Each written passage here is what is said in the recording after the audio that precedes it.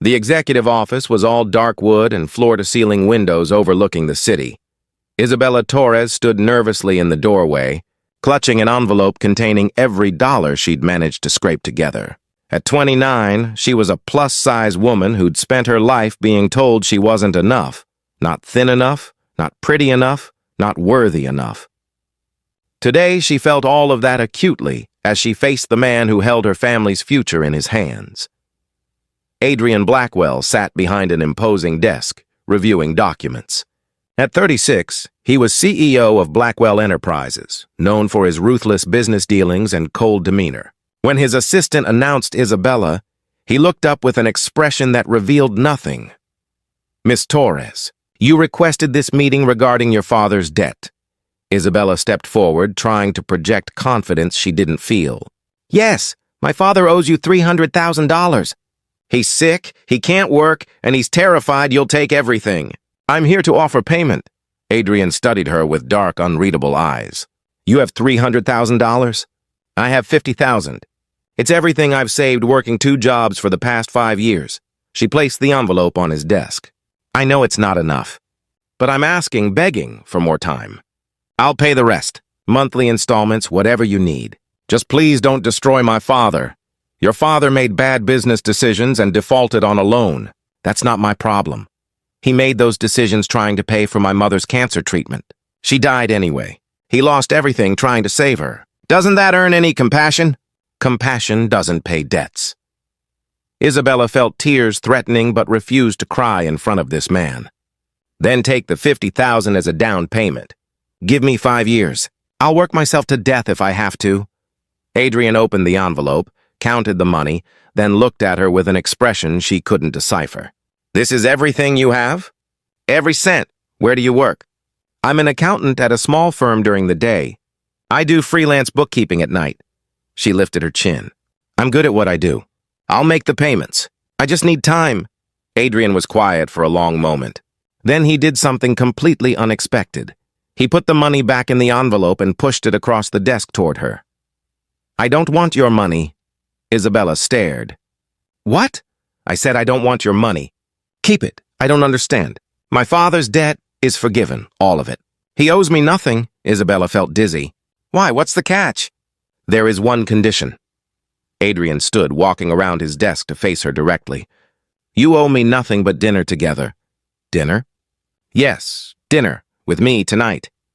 Isabella looked at him suspiciously. "That's all? Just dinner and my father's debt is forgiven. That's all? Why would you do that?" "Because you walked into my office prepared to sacrifice everything you have for your father. Because you've worked 2 jobs for 5 years to save money while most people would have given up. Because you stood here visibly terrified and still demanded I show compassion. That takes courage." He paused. "And because I'm tired of dinner meetings about profit margins and market share. I'd like to have dinner with someone real for once. Look at me. I'm not the type of woman men like you have dinner with." Adrian's eyes narrowed. "Men like me?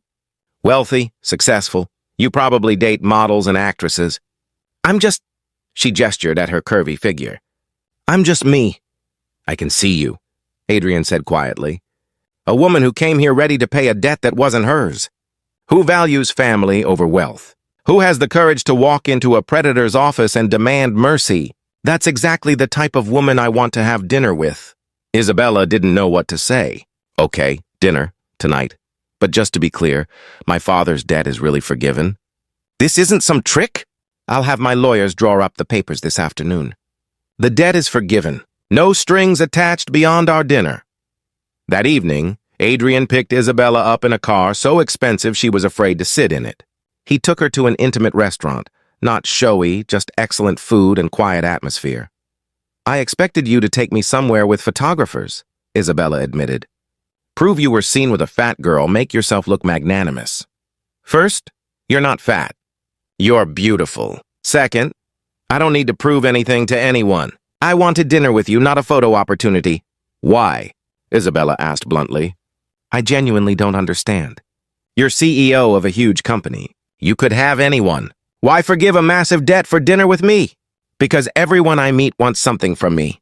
Money, connections, status. You walked into my office wanting to give me everything you had, asking for nothing but time. That's rare. You're rare. Over dinner, they talked for hours. Adrian told her about building his company from nothing, about the loneliness of success, about how people saw his wealth instead of him. Isabella shared her own struggles, growing up with a sick mother, working her way through school while facing constant judgment about her appearance, learning to value herself when the world told her she shouldn't.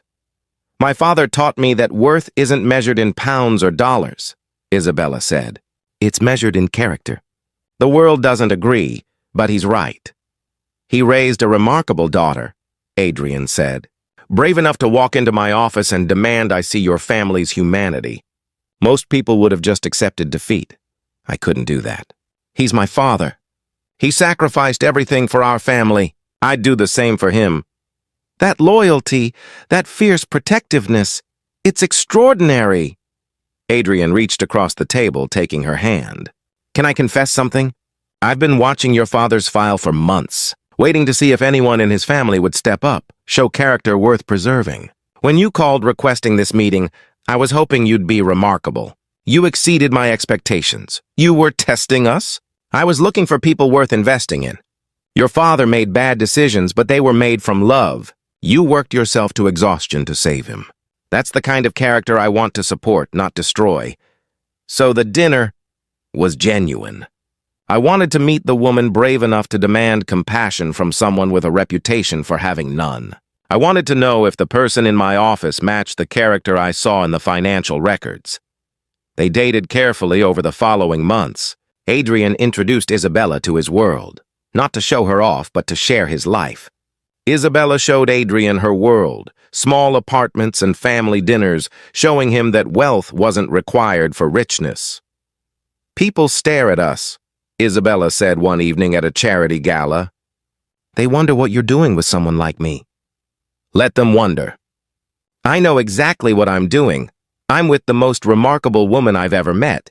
Someone who values family over appearance, character over status, loyalty over convenience. I'm terrified, Isabella admitted, of this world, of not being enough.